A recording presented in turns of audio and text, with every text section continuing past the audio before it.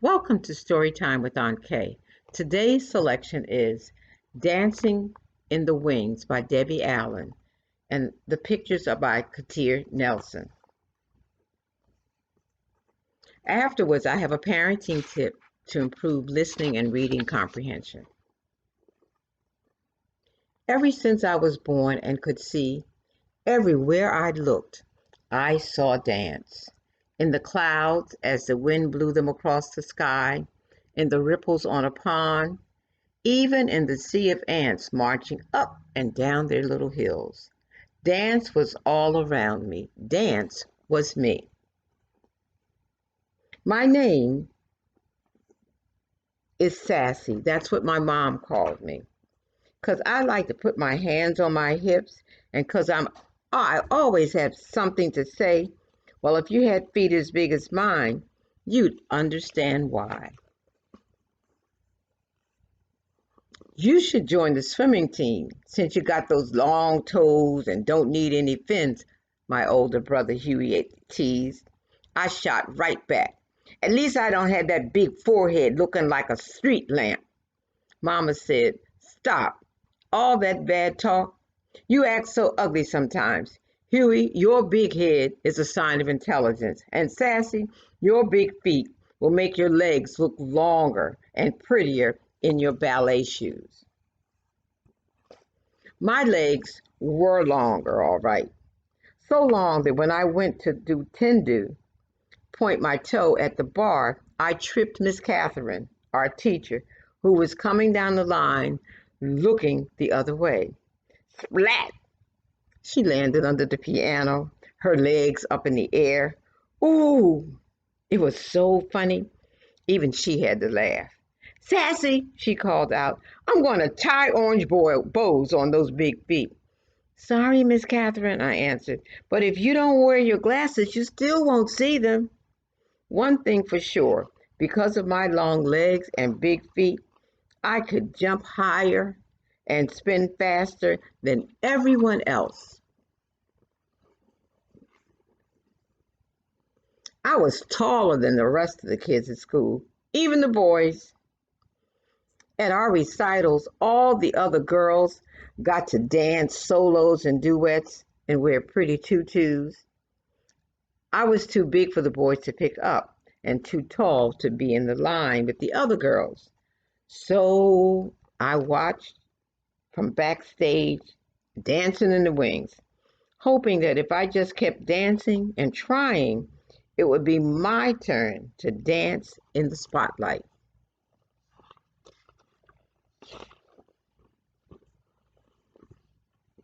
One day, at the end of ballet class, Miss Catherine announced, Mr. Debato from the Russian school is coming next week to look for talented young people for the Summer Dance Festival in Washington, D.C. The whole room turned into a whirlpool of excitement at the sign-up sheet was posted, and everyone wanted to try, especially me. But as I wrote my name down, I heard the two girls, Molly and Mona, giggle. Mona said, Oh, please, she'll never make it. They said talent, not a Tyrannosaurus. My heart seemed to stand still. For once, I had nothing to say.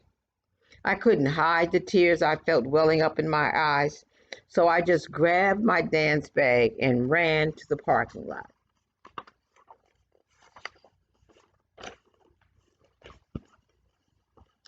I heard a familiar honk horn and turned to see there was my Uncle Red in his bright green pickup truck.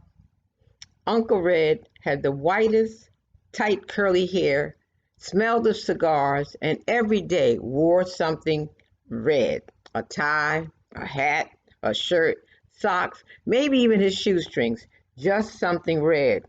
Why, of all days, did Mama have to send him to pick me up? Why today? I was not in the mood for his jokes or stories, but I quickly tried to dry my tears and smile. I got a good one for you today, Sassy. What did the banana say to the monkey? Split. Ha ha, get it. Banana split. I started to cry. Sassy, what's wrong? He asked. I told him what had happened. I'm just so much taller than the other dancers, Uncle Red. Sassy, he said, you got to look at that as a gift. Being tall means you can see all around, so you can always find the right path to take. No, I said, it means I stick out like a big acne bump on someone's nose. I'll never get to dance. It's a waste of time to go to that audition. Listen, gal, said Uncle Red, if I was as tall and pretty as you, I wouldn't need to wear red so people know it's me coming and going. All I got to do to make your mark on the world is just to walk into the room. By the time I got home, Uncle Red had cheered me up, had me laughing and feeling better. As I got out of his truck, he waved goodbye, calling out, make your mark, gal. Huey and his football friends stopped playing. Huey yelled out, hey, Sassy, why don't you come and play with us? We need a goal post. His little mean ugly friends laughed. Boy, did that make me mad. Sure, if we can use your big head for the ball, I shouted back. His friends screamed with laughter. Huey got so mad he turned red, looking like a tomato with that big head. Ha! We were just about to go at it with each other when Mama called us inside. Late that night, I lay awake, staring out my window and thinking about Uncle Red's words. I could see myself dancing on the Milky Way, swirling like a twinkling star. Next thing I knew, I was talking to myself out loud. I'm going to that audition, big feet and all. On the day of the tryouts, kids came from all over the city. It was so crowded, everybody was expected to wear black. But like Uncle Red, I picked my own color, bright yellow. And instead of standing in the back, I squeezed between Molly and Mona right in the front row.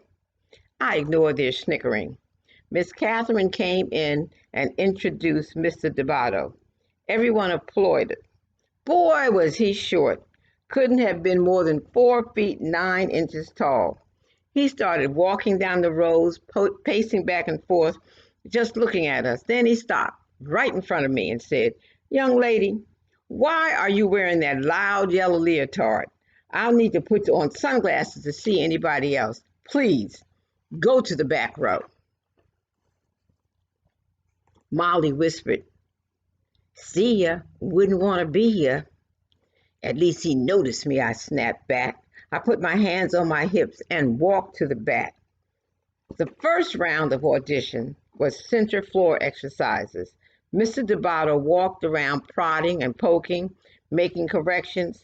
He stopped once and looked right at me but didn't say a thing. I held my breath as he dismissed almost half of the kids after the first round, but not me. Next was the adagio, the slow section.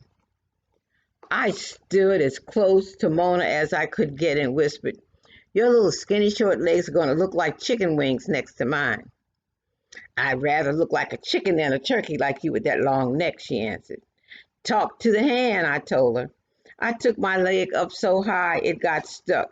Luckily, I could balance on my other big foot. So I just held it until Mr. Debato remarked, young lady, the exercise is finished. Oh, I jumped out of position. Show off, Molly grunted. Gobble, gobble, Mona imitated a turkey. Then came the leaps across the floor. I took off like Jackie Joyner Kersee in the long jump at the Olympics. With one leap, I sailed in the air past all the other girls. Molly and Mona watched, looking pea-green with envy. When I finished, Mr. Debato yelled, young lady, you must learn to dance to the music. Up on the count of 1, down on the count of 3. 3, not 5. You have the rhythm of a troglodyte. Again. I was crushed. As I passed Mona to get back in line, she said, Next time, bring your big butt down by 3. Your mama, I said, ooh, did I wish I was a wizard. I turned them into 2 big fat frogs in tutus trying to hip hop. By the end of the day, there were only 7 of us left. Mr. Debato called out everybody's name except mine and asked them to step forward. Standing alone, I really had to fight to hold back my tears. Then I heard him say, "Thank you all for coming today. Keep working, keep trying. You are dismissed." Mr. Bottle said to me, "Sassy, you have a great deal of potential. You have beautiful long arms and legs, but you fail about with no control. You must learn to use your feet better and timing. Timing. We have a lot of work to do when you come to Washington this summer. But please, please leave that loud yellow leotard at home. All you need to do to be noticed is walk into a room." Dismissed. He walked out.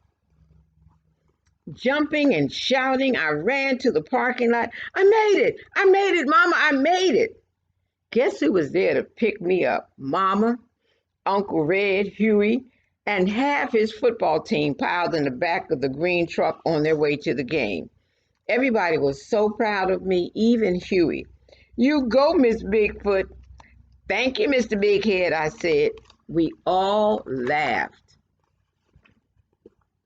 1 month later, Mama and I boarded the plane for Washington, D.C. She held my hand as my heart pounded when we landed. At the school, there were young dancers from Russia, Mexico, France, China, Cuba, Brazil, New York, Texas, and long-legged me from Inglewood, California. In class the first day, Mr. Debato introduced me to his 12-year-old protege, a boy named Dwight, who was 5 feet 10 inches tall. "Dwight, I think I've found you a partner. Meet Sassy."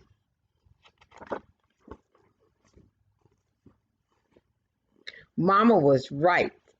Being tall wasn't so bad after all, and neither was having a big head. By the end of the summer, Huey had won the grand prize at Space Camp in Alabama, and I got to dance a duet with Dwight in the summer concert. When Dwight lifted me high in the air, I felt like I was dancing on the Milky Way. Me and my big feet making my mark on the world. Thank you. Now, to improve listening and reading comprehension, you're going to ask your child to formulate a question about what they have just heard. And here's how you're going to do it. Let them listen to the story in its entirety, and then play it back a second time, pausing after several sentences or on each page. When you pause, you're going to ask your child to ask you a question about what they have just heard, and emphasize what they just heard.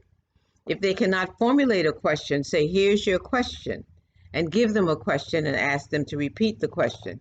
Be patient, because we're taught to answer questions.